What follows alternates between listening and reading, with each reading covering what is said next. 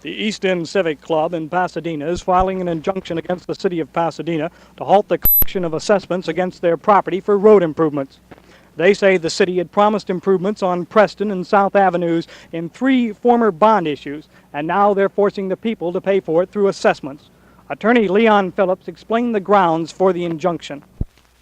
My grounds for asking for an assessment is simply because the citizens out here on Preston and all over Pasadena have gone to the polls on 3 different occasions, starting in '62, in 1964, and again in 1968 under this present administration.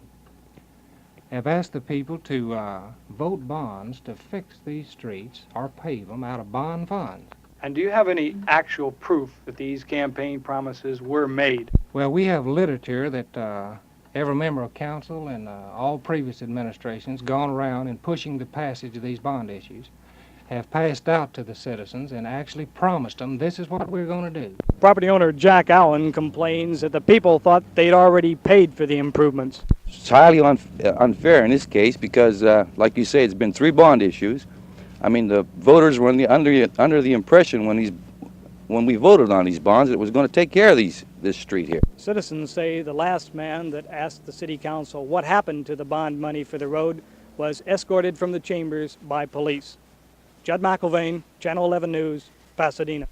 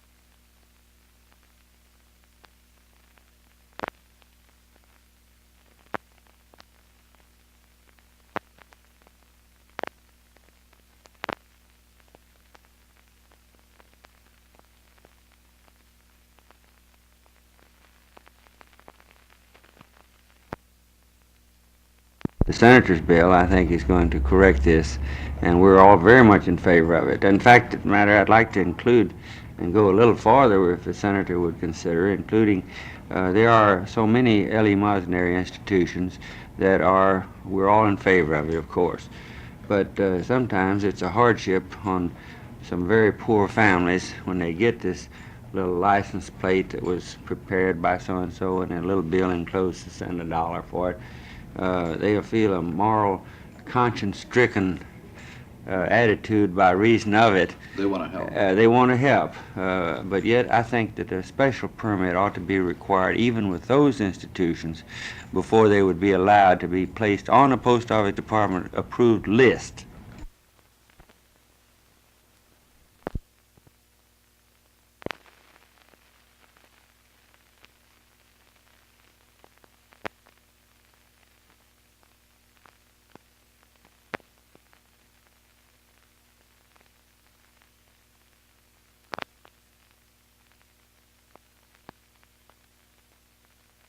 We're not dealing with an employer that acts in good faith, and he's an unusual employer.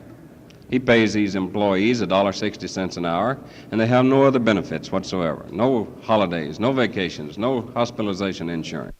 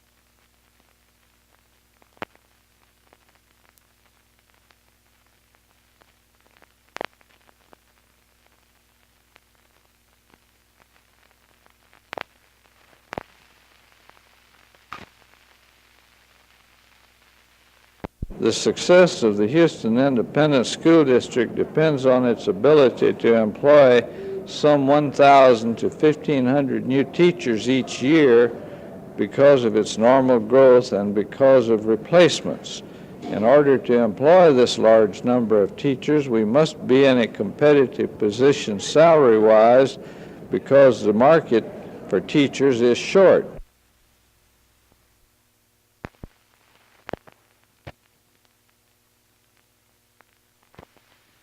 We are very much concerned to maintain the morale of the staff that is presently in the Houston schools. And what we are asking simply is that the same measure of adjustment be made for those teachers who have been staffing our schools and upon whom we depend, as is made for the teachers whom we're trying to attract this year. Are you worried that pumping all of the money into beginning salaries might cause dropouts of teachers that have experience? There's no question that it will. Particularly, it has its toll on the male teacher in Houston.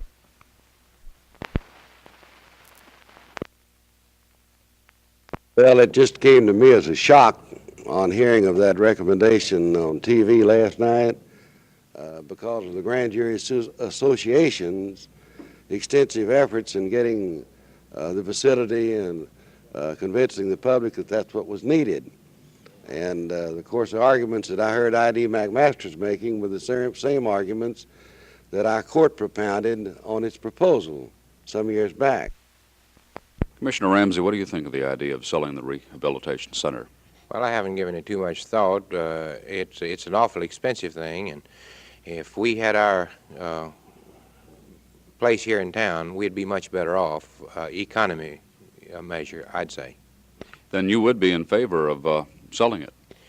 Well, I would certainly be in favor of economy and government, and it's a long ways from town, I'd say that. Commissioner Elliott, do you think it's a good idea to sell a rehab center? Ridiculous. You don't think much of the idea of the grand jury than to sell it? No. Do you think that the rehab center is doing a good job? They're doing, I think, a fine job with the equipment they've got.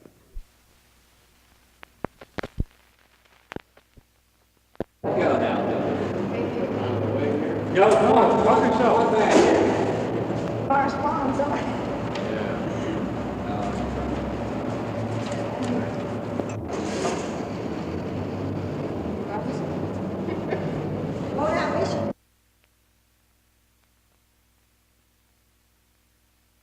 Yeah.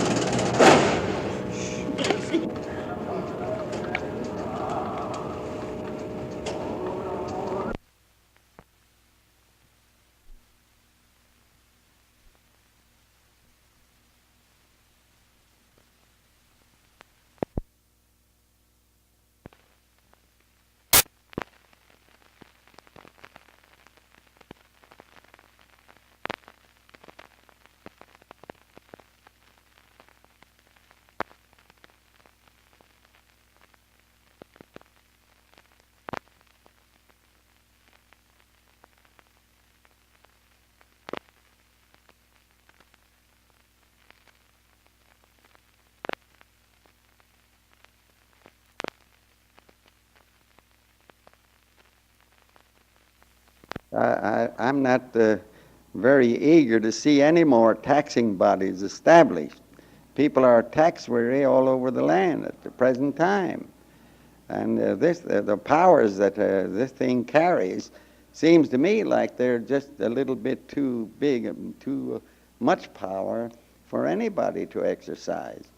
We're going to build disposal plants and other various things and lines and whatnot to carry sewage and garbage. It sounds nice. It certainly would be wonderful, and we're all ready and eager to have the waters cleared up. But to have one body that you can't have you can't discharge only one man in that whole body, as I understand it. I don't know how you're going to handle that kind of an organization. Judging from the program, the best assessment I could make of the opportunities and the future of the program as it stands today led me to believe that it looked quite discouraging. Do you think that in the future more scientists are going to find it and more astronauts are going to find it frustrating in the NASA program?